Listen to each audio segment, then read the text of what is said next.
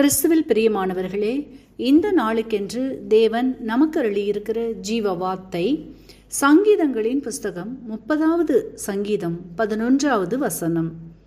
புலம்பலை ஆனந்த களிப்பாக மாற பண்ணினீர்.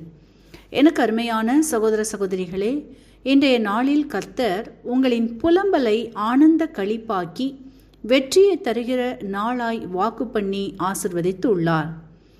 அநேகர் இன்றைக்கு உங்களின் சூழ்நிலைகளை குறித்தும் உங்களுக்கு வருகின்ற பிரச்சனைகள், துன்பங்கள், இழப்புகள், பிரிவுகள், சுகவீனங்கள் இவைகளை குறித்து நீண்ட நாட்களாய் எனக்கு ஏன் இந்த பாடு, வேதனை, போராட்டம், இதற்கு முடிவே இல்லையா என்று பல கேள்விகளோடு விடை தெரியாமல் கலங்கி போய் இருக்கிறீர்களா?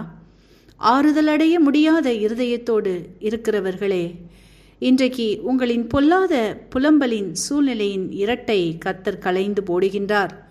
மகிழ்ச்சியினால் உங்களை இடைக்கட்டுகின்றார். நீண்ட நாட்களாய் எவைகளுக்காய் புலம்பி துக்கித்து காத்து இருந்தீர்களோ அவைகளிலிருந்து இன்றைக்கு விடுதலையை பெற்றுக்கொள்ளப் போகிறீர்கள்.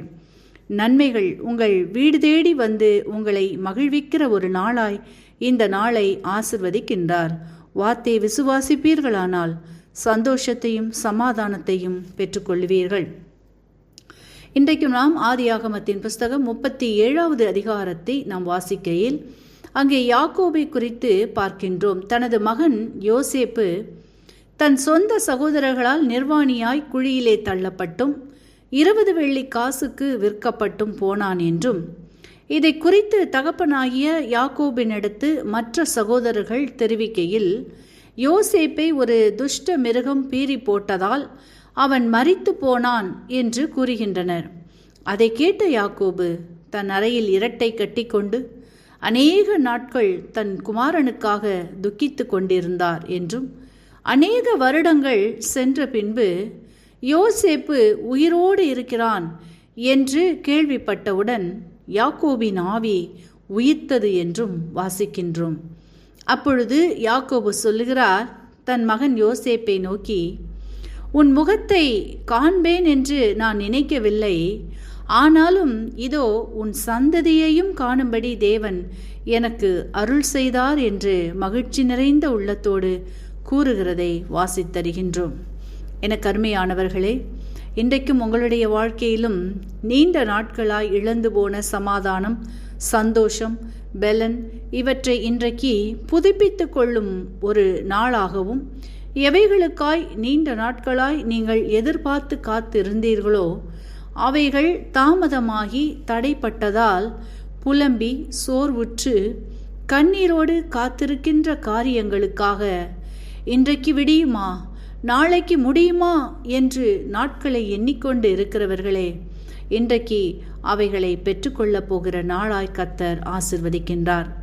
யாக்கோபு சொல்லுகிறார், உன் முகத்தை காண்பேன் என்று நான் நினைக்கவில்லை, ஆனாலும் உன் சந்ததியையும் காணும்படி கர்த்தர் செய்தார் என்பதைப் போல இன்றைக்கு உங்களின் பிரிந்த உறவுகளில், இழந்து போன ஆசீர்வாதங்களில், பணியிடங்களில், சரீர சுகம், இப்படி எவைகளுக்காக காத்திருந்தீர்களோ அவைகளுக்கு நல்ல பதிலை இன்றைக்கு பெற்றுக்கொள்ளப் போகிறீர்கள். நீங்கள் நம்ப முடியாத இடத்திலிருந்து உங்களின் ஆசீர்வாதம் இன்றைக்கு கடந்து வரப்போகிறது. நீங்கள் நினைக்கிறதற்கும் வேண்டிக் கொள்கிறதற்கும் அதிகமாய் செய்கிற நம் கர்த்தரிடத்திலிருந்து இன்றைக்கு பெரிய நன்மைகளையும் ஆசீர்வாதங்களையும் பெற்றுக்கொள்ளப் போகிறீர்கள். இதுவரையில் புலம்பின காரியங்களில் ஆனந்த களிப்பை கர்த்தர் இன்றைக்கு தருகின்றார். பலவீனம், வியாதி, பற்றாக்குறை போன்ற இரட்டை இன்றைக்கு உங்களிலிருந்து கலைந்து போடுகின்றார். சாம்பலின் அனுபவத்திற்கு பதிலாக சிங்காரத்தை தருகிற தேவன் இன்றைக்கு உங்களை மகிழ்ச்சியாக்கி ஆசிர்வதிக்கின்றார். வார்த்தையை விசுவாசியுங்கள், தேவ மகிமையை காண்பீர்கள். இன்றைக்கும் நாம் இந்த வார்த்தைகளை கேட்டுக்கொண்டிருக்கிற உங்களில் யாரேனும் உங்களின் பாவங்களுக்காக மரித்து உயிர்த்தெழுந்த இயேசுவை அறியாமலும் விசுவாசியாமலும் இருப்பீர்களானால் இன்றைக்கு உங்களை ஒப்புக்கொடுத்து விசுவாசியுங்கள். உங்களின் பாவங்களும் மன்னிக்கப்பட்டு விடுதலையாகி ஆசிர்வதிக்கப்படுவீர்கள். இந்த வார்த்தைகள் மூலமாக கர்த்தர் இன்று உங்களை ஆசிர்வதிப்பாராக. ஆமேன்.